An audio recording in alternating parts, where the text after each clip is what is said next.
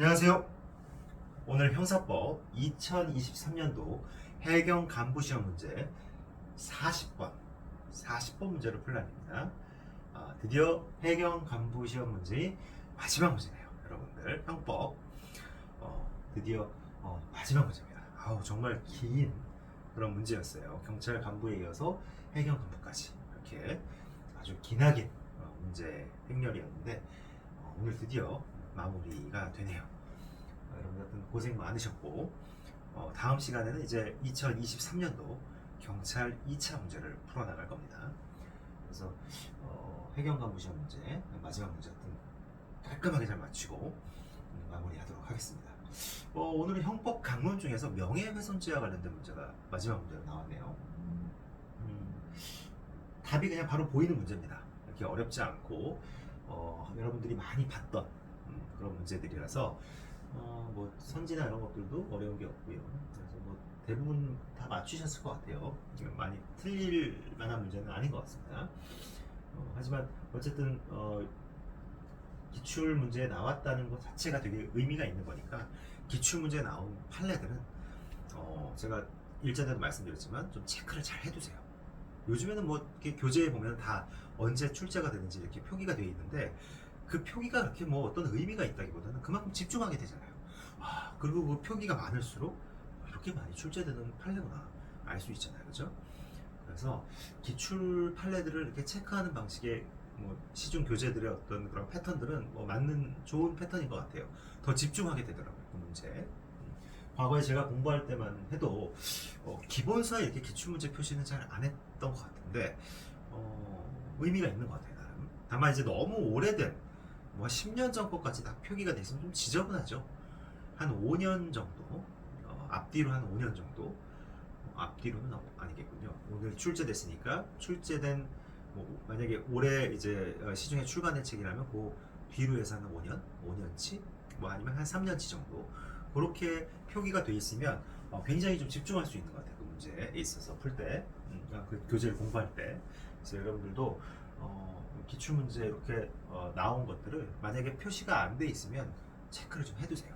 그러면은 문제 풀 때 집중하게 되고 또 교재 볼 때도 집중해서 보게 되는 거죠. 그렇죠? 자, 오늘 문제 한번 풀어보도록 하겠습니다. 40번.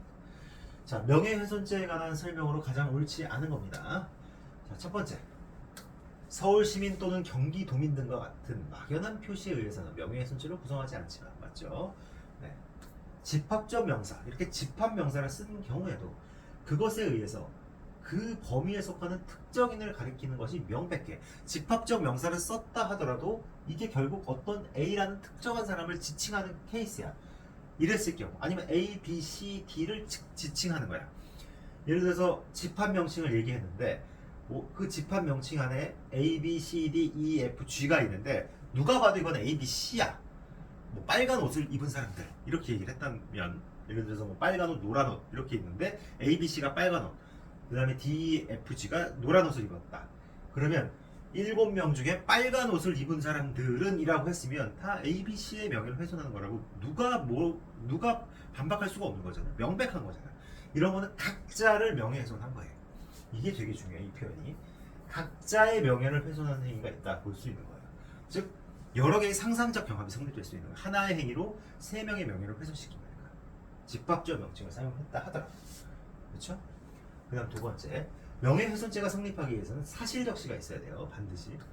그리고 적시된 사실은 이로써 특정인의 사회적 가치 내지 평가가 침해될 가능성이 있을 정도로 구체성이 있어야 맞습니다.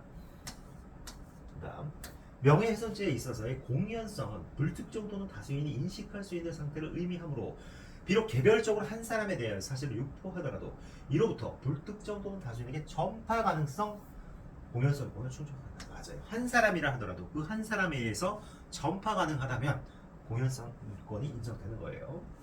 그 다음 네 번째, 기자. 기자는 굉장히 특별한 논리를 펼치고 있죠.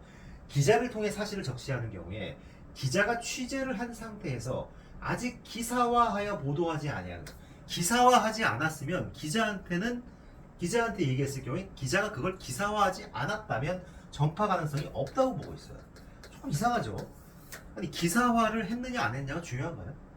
얘가 딴 사람한테 이 기자라는 사람이 다른 사람한테 퍼뜨릴 수 있는 거잖아요. 그죠? 꼭 기사화하지 않더라도. 근데 기자 같은 경우에는 기사화가 됐느냐 안 됐느냐를 전파 가능성 여부를 판단하는 중요한 잣대를 보고 있어요. 따라서 기사화가 안 됐다? 그럼 전파 가능성이 없다? 따라서 공연성이 없다 이렇게 말하는 거예요. 그래서 이게 틀렸다. 전파 가능성이 보도되지 아니었기 때문에 전파 가능성이 없다는 거예요. 그래서 공연성이 없다 이게 답이에요. 그래서 4번이 됩니다. 아시겠죠? 네, 뭐 해설은 따로 보지 않겠습니다.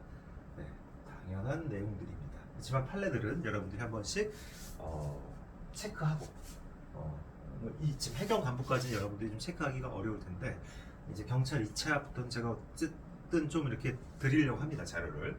그러니까 그때부터는 좀 체크하시면서 여러분들 공부해 나갈 수 있으면 좋을 것 같아요. 여러분들 제가 이제 추석 때는 좀 일일 일제를 올리지 않겠다고 말씀을 드렸는데 아마 9월 14일 주일 거예요. 9월 14일 아마 14일인가요? 16, 17, 18, 19, 20이네요.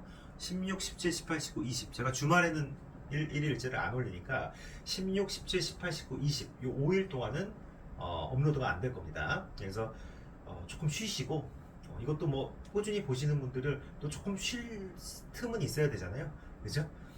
그래서 뭐 저는 사실은 좀 미리미리 찍어 놓기 때문에 올릴 수 있는데 추석 때는 조금 요거를 16, 17, 18, 19, 20 5일 동안은 잠시 쉬도록 하겠습니다. 그리고 다시 또 업로드 할 수 있게 이렇게 제가 준비를 하겠습니다. 어쨌든 여러분들 해경 간부 시험 문제 오늘로써 마무리가 됐고요. 지금 벌써 저랑 23년도 경찰 1차 그 다음에 경찰 간부 시험, 해경 간부 시험 이렇게 풀어봤는데 이제 경찰 2차 아주 또 재밌습니다. 경찰 2차 1차 문제보다는 좀 쉬웠어요.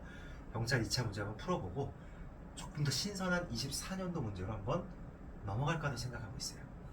그래서 뭐 24년도의 형법을 좀 더 보다가 형소법도 여러분들이랑 좀 한번 풀어보고 그래서 기출문제를 이렇게 한 뭐 4-5개 정도 2년치 정도로 풀면 대체적으로 이렇게 돌아가는 게 다 비슷해요. 그래서 어쨌든 형소법도 조만간에 일단 24년 3년 요 경찰 2차 끝나고 그리고 또 이제 24년도 문제 좀 풀어보고 그리고 형소법도 좀 들어가도록 하겠습니다.